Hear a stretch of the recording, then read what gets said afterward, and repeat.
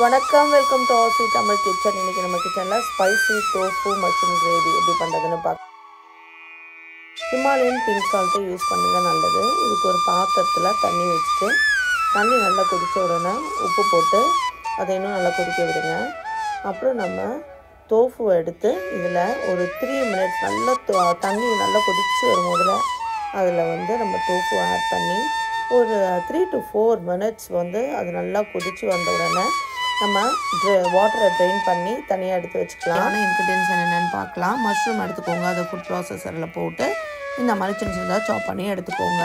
அப்புறம் ஒரு பெரிய சைஸு ஆனியனை கட் பண்ணி சின்ன சின்னதாக சாப் பண்ணி அதை எடுத்துக்கோங்க. அப்புறம் கேப்சிகம் நான் ஒரு 2 மீடியம் சைஸ் கேப்சிகம்மை சின்ன சின்னதாக சாப் பண்ணி எடுத்து வச்சுருக்கிறேன். அப்புறம் பச்சை மிளகா இப்போ நான் எடுத்துகிட்டு பேர்ட்ஸ் ஐ சில்லி ரொம்ப காரமாக இருக்கும், அது ஒரு 3 எடுத்துருக்கேன். ஜிஞ்சர் கார்லிக் பேஸ்ட்டு கொஞ்சமாக சாப் பண்ணி எடுத்துக்கோங்க. Chilli bean paste, Schezwan chilli, இது ரெண்டுத்தையும் நான் இதில் ஆட் பண்ண போகிறேன். ஒரு பாத்திரம் வச்சுக்கோங்க, அதில் ஆயில் விட்டுக்கோங்க. அப்புறம் ஆனியன்ஸ் போட்டுக்கோங்க. ஆனியன்ஸ் நல்லா வதங்கின உடனே நம்ம ஒவ்வொரு இன்க்ரீடியன்ஸாக இதில் போட்டு வதக்க போகிறோம்.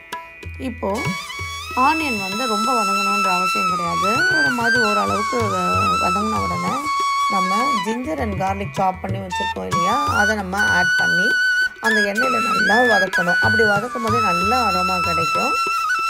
நமக்கு தேவையான அளவு ஆட் பண்ணிக்கோங்க. நான் இதில் கொஞ்சம் அதிகமாகவே கார்லிக் ஆட் பண்ணேன். அதுக்கப்புறம் பேர்ட்ஸ் ஐ சில்லி, நான் நம்ம ஊர் பச்சை மிளகாவை விட இது ரொம்ப காரமாக இருக்கும். அது ஒரு 3 பச்சை மிளகாய் எடுத்து நான் சின்ன சின்னதாக கட் பண்ணி அதில் போட்டிருக்கேன். அப்புறம் கொஞ்சம் சால்ட் ஆட் பண்ணிக்கோங்க. அப்புறம் எல்லாத்தையும் சேர்த்து மிக்ஸ் கொடுத்துருங்க. இதை மீடியம் ஃப்ளேம்லேயே குக் பண்ணுங்கள், ஹை ஃப்ளேமில் குக் பண்ணாதீங்க. இப்போ நம்ம ஸ்ப்ரிங் ஆனியனை சின்ன சின்னதாக கட் பண்ணி வச்சுருக்கோம். அதோட அடிபாகத்தை இப்போது எண்ணெயில் போட்டு நல்லா வதக்குங்க.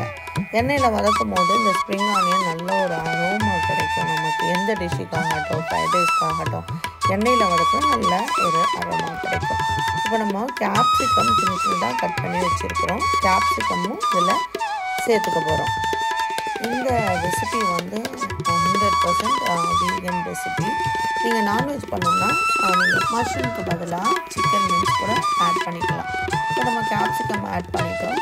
அதை நல்லா வதக்கணும். கேப்சிகம் சாகி ஆகக்கூடாது, அது ஆனால் வதக்கணும். வதக்கினதுக்கப்புறம் நம்ம மஷ்ரூமை ஆட் பண்ண போகிறோம். நான் 2 சாஸ் யூஸ் பண்ணியிருந்தேன் இல்லைங்களா. சில்லி பீன் சாஸுன்றது சோயா பீன் சாஸும் சில்லி பவுடரும் ஈஸ்ட்டும் சால்ட்டும் கலந்தது தான் அந்த சில்லி பீன் பேஸ்ட்டு. ஷெஷ்வான் சில்லின்றது காஞ்ச மிளகாவும் ஷெஷ்வான் பெப்பர்னு இருக்குது, அது ரொம்ப காட்டமாக இருக்கும். அதை ரெண்டுத்தையும் ஒவ்வொரு ஹாஃப் டீஸ்பூன் எடுத்து அதை நம்ம நல்லா இடிச்சிட்டு அதையும் நம்ம யூஸ் பண்ணிக்கலாம் ஷெஷ்வான் சில்லிக்கு பதிலாக. இப்போ நம்ம சாப் பண்ணி வச்சுருக்கிற அந்த மஷ்ரூமை ஆட் பண்ணிட்டோம். மஷ்ரூமை நல்லா வதக்கி கொடுங்க. நான் யூஸ் பண்ணுற எல்லா சாஸுமே சூப்பர் மார்க்கெட்ஸில் கிடைக்கிது. இப்போல்லாம் இந்தியாவில் கிடைக்கிது. இங்கே நான் ஏஷியன் க்ரோசரி ஷாப்பில் வாங்கினேன். இன்க்ரீடியன்ட்ஸ்லாம் ஆட் பண்ணிக்கலாம். மஞ்சள் பொடி ஆட் பண்ணிக்கலாம். கலருக்காக காஷ்மீரி சில்லி பவுடர் தான் நான் இதில் அதிகமாக ஆட் பண்ண போகிறேன். அதுக்கப்புறம் வீட்டில் அரைச்ச மிளகா பொடி அதை கொஞ்சமாக ஆட் பண்ணிக்க போகிறேன் காரத்துக்காக.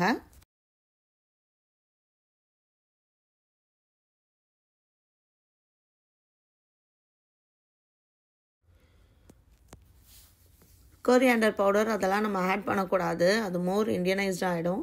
இது இண்டோ சைனீஸ் மாதிரி இருக்கும் இந்த டேஸ்ட்டு, ஃப்யூஷன் மாதிரி இருக்கும் இந்த டேஸ்ட்டு. ஸோ நம்ம காஷ்மீரி சில்லி பவுடர் ஆட் பண்ணியாச்சு. வீட்டில் அரைச்ச மிளகா பொடி ஆட் பண்ணுறோம். ஏன்னா வீட்டில் அரைச்ச மிளகா பொடி பிளெயின் மிளகா பொடி இல்லையா, அது காரம் கொஞ்சம் கூடையாக இருக்கும். இது எல்லாத்தையும் சேர்ந்து ஒரு மிக்ஸ் கொடுத்துருங்க. இப்போ நம்ம வேக வச்சு எடுத்துருக்கிற அந்த தோஃபுவை ஆட் பண்ணிக்கலாம். அந்த மாதிரி வேக வச்சு எடுக்கும்போது தோஃபுக்குன்னு ஒரு சவர்னஸ் இருக்கும் லைட்டாக, அந்த சவர்னஸ் போயிடும். இந்த மாதிரி நீங்கள் தோஃபு வேக வச்சு எடுக்கும் போதில் நல்ல ஒரு ஹெல்தி ரெசிபி, வீகன் ரெசிபி. கண்டிப்பாக நம்ம வீட்டில் செஞ்சு பார்க்கணும். டேஸ்ட்டு ரொம்ப நல்லாயிருக்கு. தோஃபு போட்ட உடனே அந்த மசாலாலாம் தோஃபுவோட நல்லா மிக்ஸ் ஆகிற வரைக்கும் தண்ணி ஊற்றக்கூடாது. நீங்கள் தண்ணி கொஞ்சம் கூட ஊற்றாமல் நீங்கள் இதிலேயே வந்து தோஃபுவை கொஞ்சம் நேரம் ஃபியூ மினிட்ஸ் நல்லா இந்த மாதிரி வதக்கி எடுத்துக்கோங்க.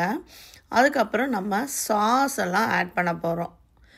நம்ம வந்து இதில் சில்லி பீன் பேஸ்ட்டு முதல்ல ஆட் பண்ணிக்கிறோம். அது முன்னாடி சொன்ன மாதிரி இது soya bean, chilli powder, yeast, salt கலந்தது தான் இந்த பேஸ்ட்டு. இதை நம்ம ஆட் பண்ணிக்க போகிறோம். இதை ரொம்ப ஆட் பண்ணக்கூடாது. ரெண்டுமே ஷெஸ்வான் சில்லியும் ஆகட்டும், இதுவும் ரொம்ப ஆட் பண்ணிங்கன்னா அந்த டேஸ்ட்டு மாறிடும். உங்களுக்கு ஒரு மாதிரி பஞ்சண்ட்டாக வந்துடும் அந்த கிரேவி. அதனால் இதை கொஞ்சமாக ஒரு 1.5 டீஸ்பூன் ஆட் பண்ணால் போதும். இது நீங்கள் நல்லா மிக்ஸ் கொடுத்துருங்க. நல்லா அந்த தோஃபுவோட அந்த கிரேவியோடு சேர்ந்து இதுவும் நல்லா மிக்ஸ் ஆகட்டும். இதுக்கப்புறம் நம்ம ஷெஸ்வான் சில்லி ஆட் பண்ணுறோம். ஷெஸ்வான் சில்லி வீட்லேயே பண்ணலாங்க. காஞ்ச மிளகாவும் ஷெஸ்வான் பெப்பர்னு இருக்குது. அதை ரெண்டுத்தையுமே நல்லா ரோஸ்ட் பண்ணிவிட்டு இடிச்சிட்டு ஆட் பண்ணுங்கள். முன்னாடி சொன்ன மாதிரி அதை இதில் ஆட் பண்ணிக்கோங்க. ஸோ ஷெஸ்வான் சில்லி வந்து ஒரு மாதிரி நல்ல நறுக்குன்னு ஒரு டேஸ்ட்டு கொடுக்கும். அதனால் அது கொஞ்சமாக தான் நீங்கள் ஆட் பண்ணணும். நீங்கள் இதை வந்து ஒரு 1/2 டீஸ்பூன் தான் ஆட் பண்ணணும். அவ்வளோதான். இது எல்லாத்தையும் சேர்த்து நம்ம நல்லா ஒரு மிக்ஸ் கொடுத்துருவோம்.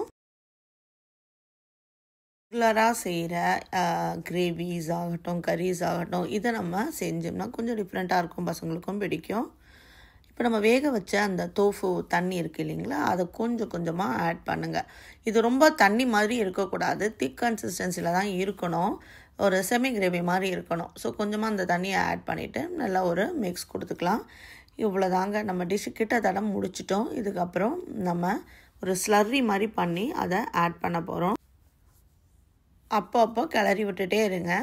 Soya sauce, light soya sauce add பண்ணணும். டார்க் சோயா சாஸ் ஆட் பண்ணக்கூடாது. ஏன்னா அந்த கலர் மாறிடும். நமக்கு இந்த கலர் தான் வேணும். பார்க்குறதுக்கு காரமாக இருக்கிற மாதிரி இருக்கும், ஆனால் காரம் இருக்காது. ஏன்னா நம்ம காஷ்மீரி சில்லி பவுடர் தான் நம்ம நிறையா போட்டோம். நம்ம வீட்டு மிளகாப்பொடி கொஞ்சமாக தான் போட்டோம். அதனால் காரம் வந்து சாப்பிட்ற அளவுக்கு நல்லாயிருக்கும். உங்களுக்கு காரம் அதிகமாக வேணும்னா நீங்கள் காஷ்மீரி சில்லி பவுடர் கம்மி பண்ணிக்கிட்டு உங்களுடைய வீட்டு மிளகாப்பொடியை அதிகப்படுத்திக்கோங்க. ஆனால் கலருக்காக தான் நம்ம காஷ்மீரி சில்லி பவுடர் ஆட் பண்ணுறோம். தோஃபு வந்து இந்த கிரேவியோட மிக்ஸ் ஆகி அதில் அந்த கிரேவியோடைய அந்த மசாலா எல்லாமே வந்து நல்லா ஊறி இருக்கும். இப்போ வந்து நம்ம ஒரு ஸ்லர்ரி ப்ரிப்பேர் பண்ண போகிறோம். கார்ன்ஃப்ளவரும் தண்ணியும் போட்டு மிக்ஸ் பண்ணி அந்த ஸ்லர்ரியை வந்து கொஞ்சம் கொஞ்சமாக 3 பேட்சாக நம்ம வந்து இந்த கிரேவியில் ஆட் பண்ண போகிறோம். 1.5 டீஸ்பூனு கார்ன்ஃப்ளவர் எடுத்துக்கோங்க. அதில் கொஞ்சம் தண்ணி ஆட் பண்ணிக்கோங்க. நல்லா மிக்ஸ் கொடுத்துருங்க. இதை வந்து 3 பேட்சாக நம்ம ஆட் பண்ணிக்கலாம். ஃபஸ்ட்டு கொஞ்சம் ஆட் பண்ணுங்கள். அதுக்கப்புறம் நல்லா கிளறி விட்டுக்கிட்டே இருங்க கொஞ்சம் நேரம். அதுக்கப்புறம் மறுபடியும் இன்னொரு பேட்ச் ஆட் பண்ணுங்கள். இதே தான், இந்த 1.5 டீஸ்பூன் தண்ணியை தான், ஸ்லர்ரியை தான் நீங்கள் கொஞ்சம் கொஞ்சமாக 3 பேட்சாக ஆட் பண்ணணும். ஒரேடியாக நீங்கள் ஆட் பண்ணிட்டீங்கன்னா என்ன ஆகிடும்னா அது ஒரு ரொம்ப திக்காகி ஜெல்லி மாதிரி ஆகிடும். அது சூடு ஆற ஆற. அதனால் கொஞ்சம் கொஞ்சமாக ஆட் பண்ணி நம்ம மிக்ஸ் பண்ணிக்கிட்டே இருக்கிறோம். அப்போ தான் அது வந்து மீடியம், கண்டிப்பாக ஃப்ளேம் வந்து லோ மீடியமில் தான் இருக்கணும். இந்த கிரேவி நல்லா திக்காகிடுச்சு பாருங்கள். கொஞ்சம் கொஞ்சமாக நம்ம அதை ஆட் பண்ணதுனால ரொம்ப கட்டியாக ஆகலை. அந்த கிரேவி கொஞ்சம் கொஞ்சமாக தான் திக்காகிட்டு வந்திருக்குது பாருங்கள். நம்ம கடைசி பேட்சும் ஆட் பண்ணியாச்சு. இப்போ நம்ம நல்லா ரொம்ப சிம்மில் வச்சுட்டு நம்ம மிக்ஸ் பண்ணிக்கிட்டே இருக்கணும். அப்போ வந்து ஒரு நல்ல ஒரு கன்சிஸ்டன்சி நமக்கு கிடைக்கும். நம்ம ஸ்பைசி கிரேவி ரெடி ஆகிடுச்சு. இப்போ நம்ம கார்னிஷ் பண்ணிக்கலாம். கொரியாண்டர் அண்ட் ஸ்ப்ரிங் ஆனியன் ரெண்டுத்தையுமே சின்னதாக சாப் பண்ணிவிட்டு அதை மேலே நம்ம கார்னிஷ் பண்ணிவிடுவோம். பாருங்கள், நல்ல கன்சிஸ்டன்சி கிடச்சிருக்கு. ரொம்ப டேஸ்ட் நல்லாவும் இருக்குது. அவ்வளோதான், ரெடி ஆகிடுச்சு நம்ம ஸ்பைசி தோஃபு மஷ்ரூம் கிரேவி. இது நம்ம ரைஸ் கூட, ஃப்ரைட் ரைஸ் கூடயும் சாப்பிட்லாம், நம்ம பிரெட்ஸ் கூடயும் சாப்பிட்லாம். நான், சப்பாத்தி, இட்லி கூட வந்து கொஞ்சம் டிஃப்ரெண்ட்டாக இருக்கும். நம்ம வந்து சப்பாத்தி கூட சாப்பிட்லாம் கண்டிப்பாக. அண்ட் ஃப்ரைட் ரைஸ் கூடவும் சாப்பிட்லாம்.